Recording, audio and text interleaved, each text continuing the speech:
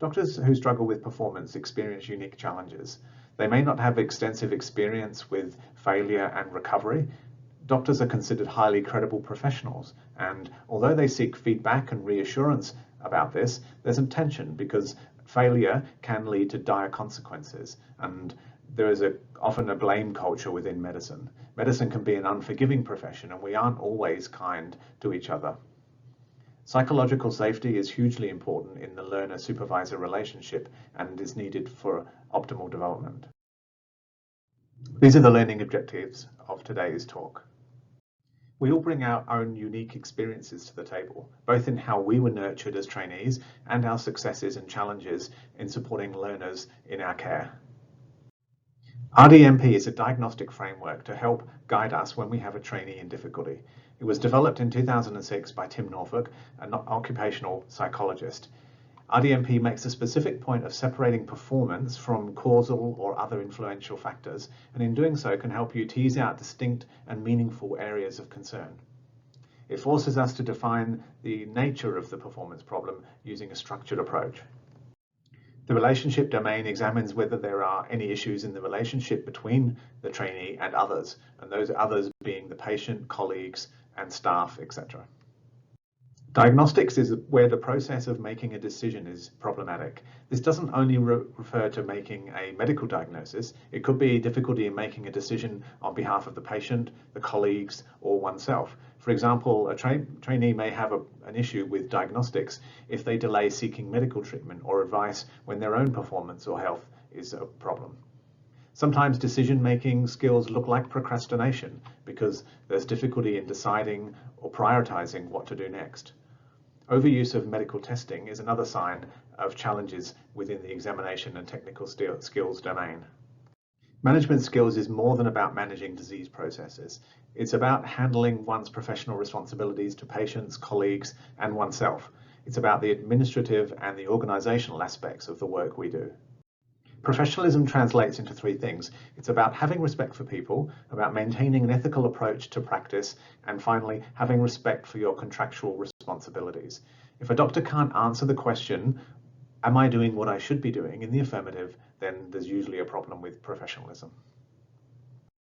Performance in the workplace is driven by an individual's competence, and that in turn requires knowledge, skills, and attitudes. But this is influenced by the factors on the left-hand side. What can you think of that might fit under those headings? Before we jump to conclusions and assume that there's primarily an issue of skills, attitudes, or knowledge, consider these factors and how they might be impacting on an individual's performance. How can you ask the question in a thoughtful and non-threatening way to draw out some of these influences? Just like we make a diagnosis in clinical practice, supervisors need to consider the presenting symptom of the trainee, have an understanding of other influencing factors, and map the identified issues to the domains shown on the previous slide. This will then give you the pathway for remediation. For each domain, we then need to consider the other influencing factors. In addition to the skills, knowledge, and attitudes, we also have these other two domains, personal qualities and external factors.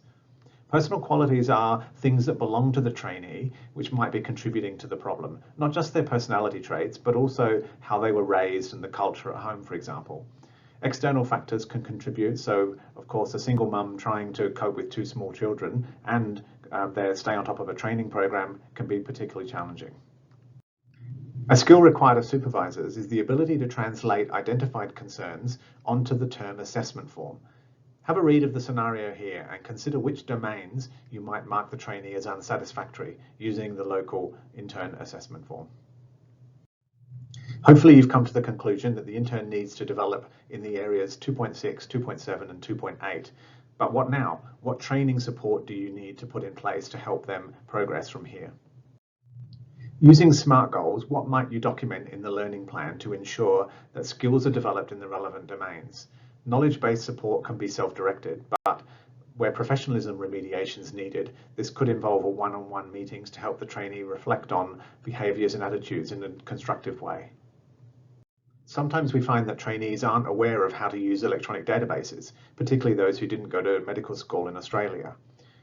Critical areas such as supervised prescribing of high-risk medications, how to identify a deteriorating patient, and escalation pathways for accessing help are an important place to start. Here's an example of a local guideline that the trainee may not have been aware of.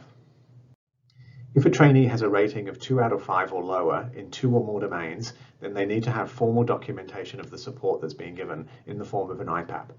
Medical Education Unit can help identify the approach you might use and translate these into SMART goals. Hopefully they can be achieved in the coming weeks before the end term assessment, so the trainee can have their 10 weeks counted towards their intern program. Unfortunately, we don't have the time to cover the breadth of how to give feedback.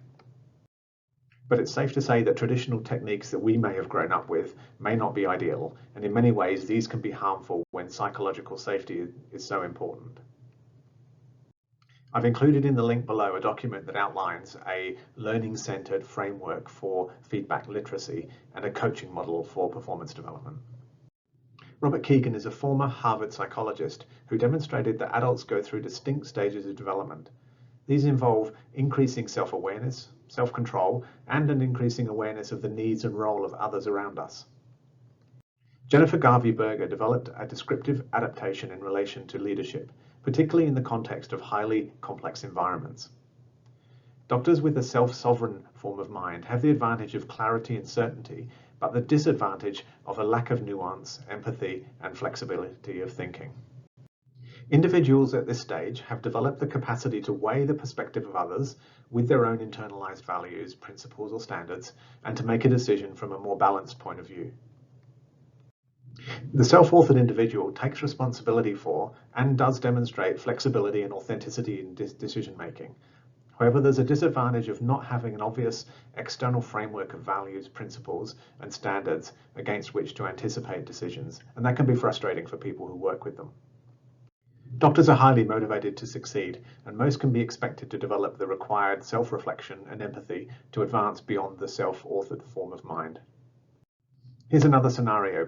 Pause the video and have a read and think about how you might approach this with your trainee. It can be very tempting to tell the trainee to stop doing dumb stuff and direct them towards AHPRA's website on social media obligations. But can we scratch deeper than this and find what really underlies some professionalism concerns? The 4-component model of morality suggests that all of these need to be present in order for an individual to behave in a moral and professional way. Firstly, we need to be sensitive to the sometimes ambiguous cues that can be present in our working life.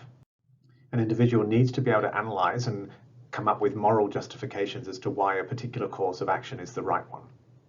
Being aware of a moral situation, being able to weigh up the different options isn't enough. It's the ability to prioritize this and see it through that is particularly important.